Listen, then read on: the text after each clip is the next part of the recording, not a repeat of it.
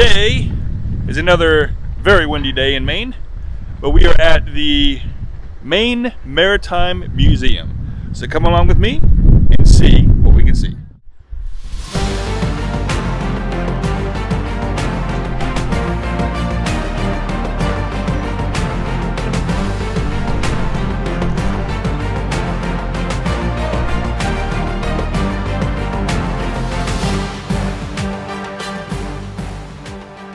Now behind the main visitor desk, you have a hands-on tugboat pilot house replica.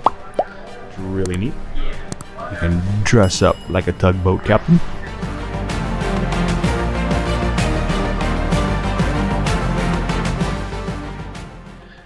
Now to the right of the information desk, you do have an elevator to second floor. Not really sure what's up there, but it's not really open to us, so, you know. And they also have the handicap bathrooms. They have some on the left and some on the right. Now, the interesting thing about these is they have little pictures, kind of nautical themed, kind of funny.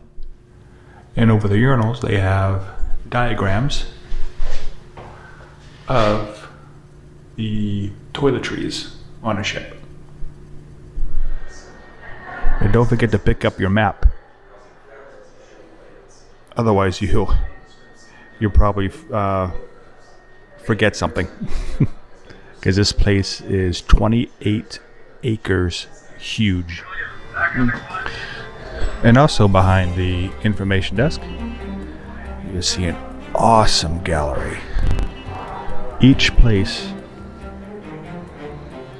has a wonderful collection of different stuff, like Into the Lantern talks about lighthouses. You really got to take time to peruse in depth. I mean, the video just doesn't do this area justice. There is so much to see.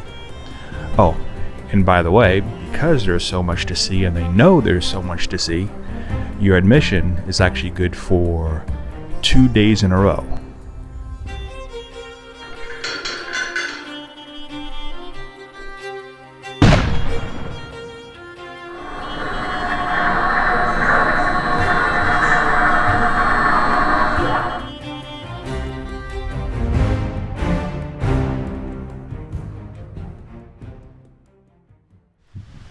Now, I was very surprised to see that, according to the FAA sectional chart, that you are allowed to fly drones here.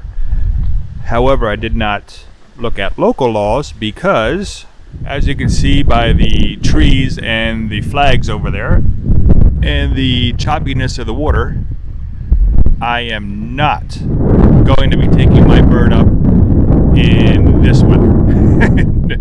No way.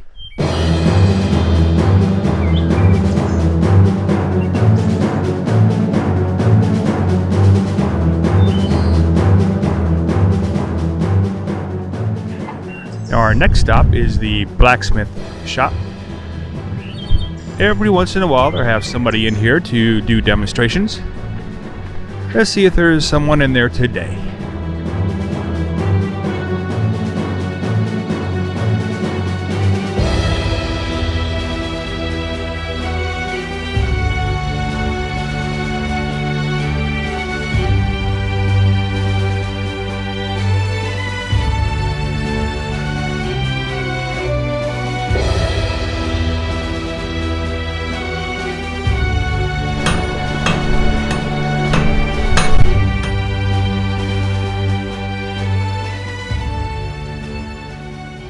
In the blacksmith shop, Peter, who's the gentleman who did the demonstration, who did a wonderful job, by the way, he told me about the big generators that were in these two buildings, and they were actually run by electric.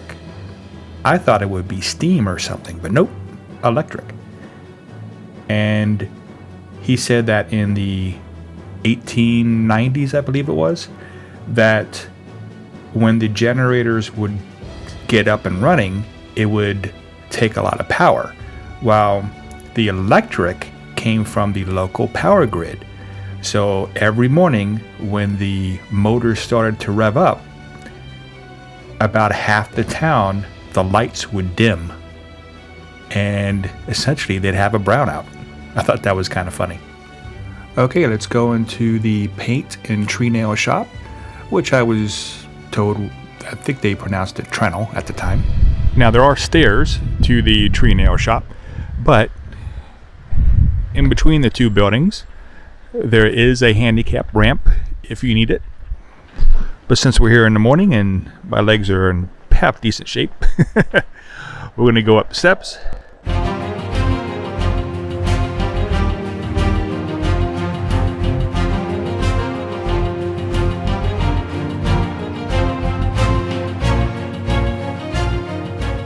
This building was the shipyard's first joiner shop, but later it saw other uses. Now, before the mill was built in 1899, the building was moved and given over to manufacturing some of the materials needed for schooner buildings.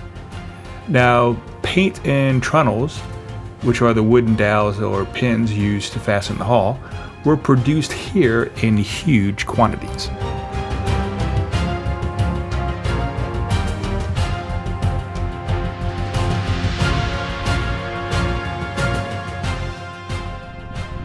Now here we're going to be walking into the mill and joiner shop. It can get a little noisy in here, so I'm probably not going to talk over it. Just going to show you what's going on and maybe give you a couple hints here and there.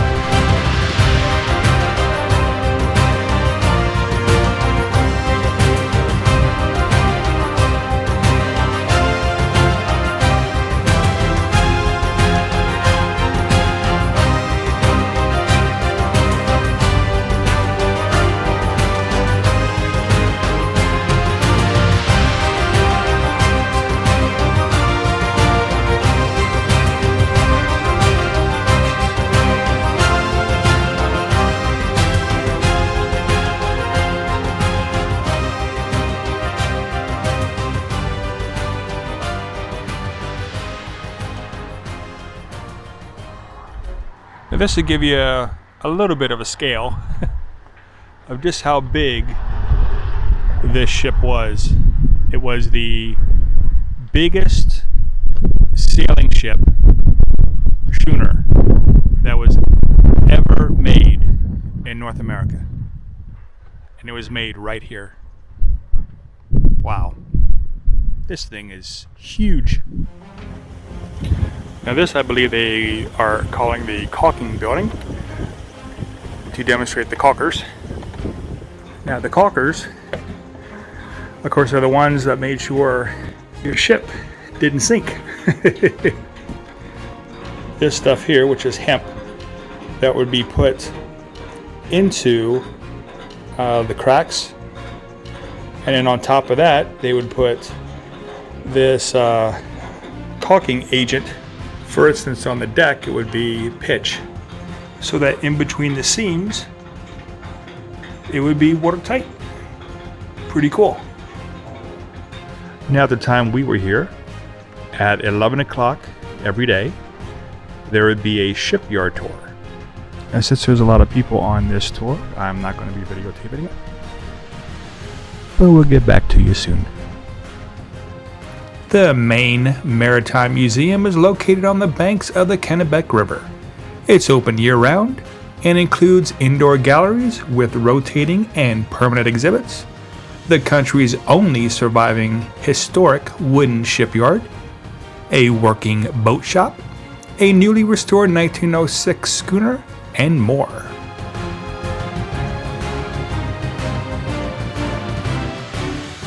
One of the things we were not able to do was to hop on one of their daily cruises to see some of Maine's most iconic lighthouses from the water and get an up-close look at the nearby Navy Yard and the Navy vessels under construction at Bath Iron Works. If the little kiddies get a little underwhelmed inboard, there's this awesome pirate ship that they can play in. They have all kinds of neat activities here. You can go into the pirate coves, down this awesome slide, and go up top and pretend you're the captain of the ship. Arrgh. This is the traditional shipbuilding demonstration.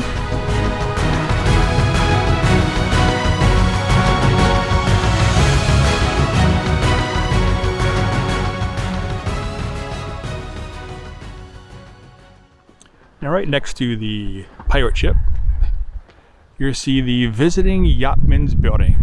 Now, that is where you can sit, relax. From what I understand, they have a little snack bar in there. I haven't actually gone in there yet, but they also have restrooms.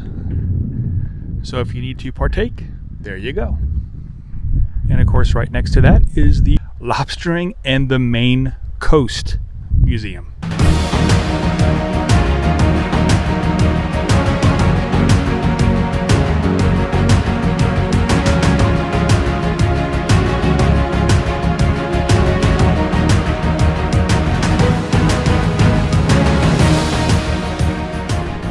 This is the Lobstering and the Maine Coast exhibit. Now, much has changed in Maine's lobstering industry in the last 3 decades. Yet, it remains a colorful and central part of both the coastal landscape and Maine's fishing economy. Get a load of this.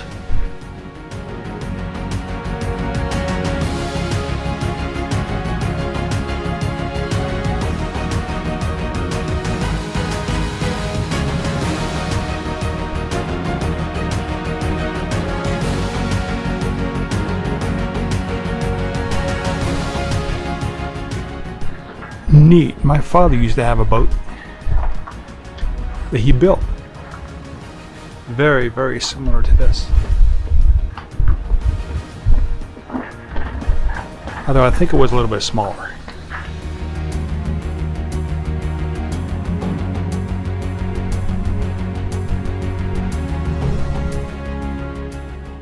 Historic boat collection of small craft numbers more than 140 iconic Maine-built or Maine-related boats.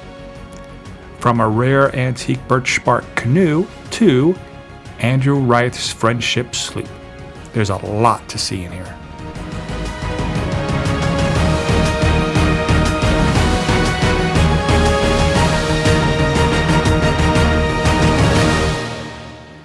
At the Donnell House, you get to experience what life in Bath was like during the Victorian era in the Donnell House, an 1892 shipyard owner's home.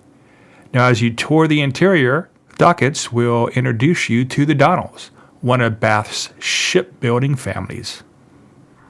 Now that we've explored as much as we could on this side of the property, let's go to the other side of the 28 acres and see what they offer over there.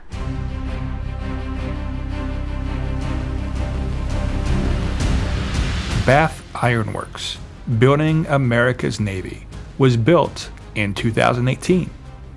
This permanent exhibit, produced in collaboration with Bath Iron Works, provides an immersive, high-tech look at the people, processes, and ships of Bath Iron Works.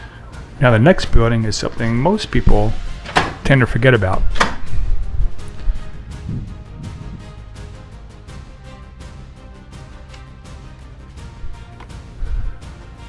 Snow Squall, an American clipper ship, was renovated in 2021. Now, this permanent exhibit houses the last remaining example of an American clipper ship. Launched in Portland in 1851, Snow Squall, like all clippers, was built for speed with a sharp, narrow hull and an enormous amount of sail.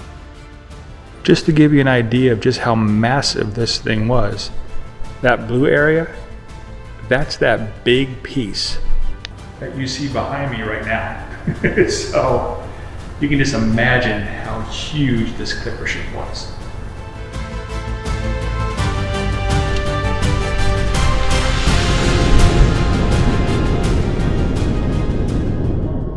Now, before you leave, don't forget to check out the museum store.